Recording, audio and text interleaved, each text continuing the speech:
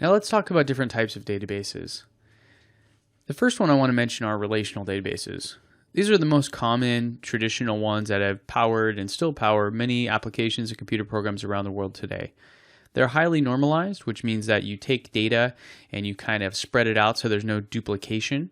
Imagine if you have customers and you have your orders. Well, you may not want to have the customer information in different tables because what will happen is if you need to update that customer information, now you'd have to update it in multiple places. This can lead to failures and anomalies in the data, or orphaned records as they're called. There's also these transactional designs. So the idea here behind these processing systems is that they will be there for handling things like orders coming in or people registering on websites or sending things. They're transactional in nature, and as opposed to the analytical databases we'll talk about in a second. They eliminate redundancies, so they're actually quite efficient when it comes to storing the data because the data isn't duplicated in multiple places. But that also leads to this issue of scaling. They don't really scale to support these high or massive volumes that we're seeing in technology services today. And the reason is because, well, there's almost a single threaded nature of them where a transaction must occur, it must be written, and all these things have to happen before it can move on to the next transaction. So the challenge there is that when you have a website like Facebook or YouTube or Google, there are billions and billions of these transactions happening every second. So the challenge is you can't really scale a relational database to handle that load. So we'll talk about what option we have there in a second, but that's the main idea here, is that relational databases have been around forever.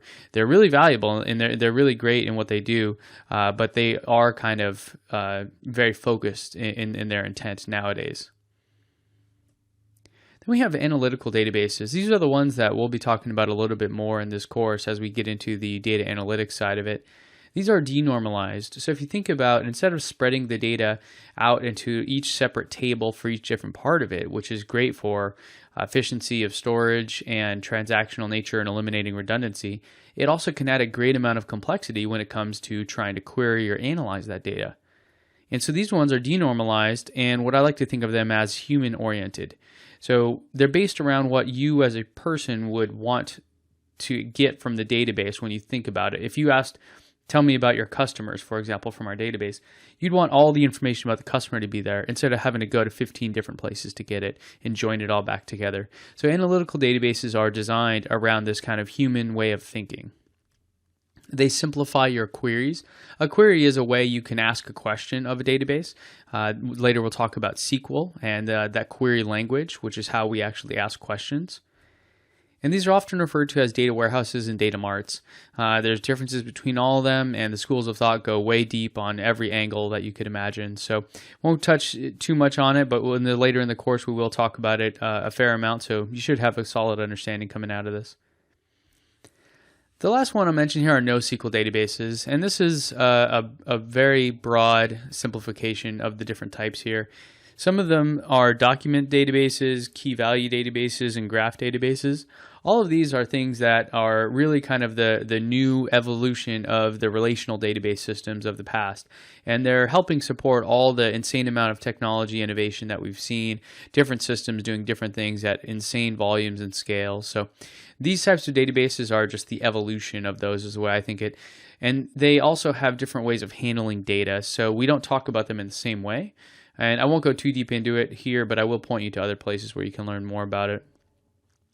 One of the key attributes of a NoSQL database is that they're generally schema-less. A schema is a definition. Imagine our Excel doc having rows and columns, and we know a certain column is a currency, the other one is text, the other one is a date value, and they have a very specific name and nomenclature.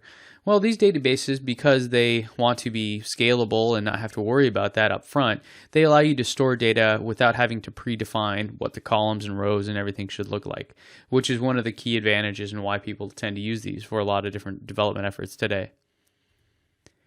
Now, NoSQL isn't the anti-SQL. Some people tend to think that, but it truly stands for not only SQL.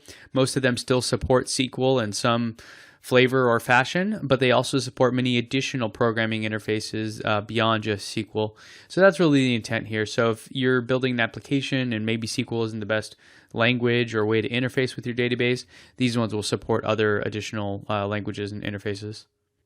And they do scale incredibly well. There's this thing called the CAP theorem, and that kind of defines the different types of databases and where they shine and where they don't. The idea is you can have two but never three of the C, the A, and the P.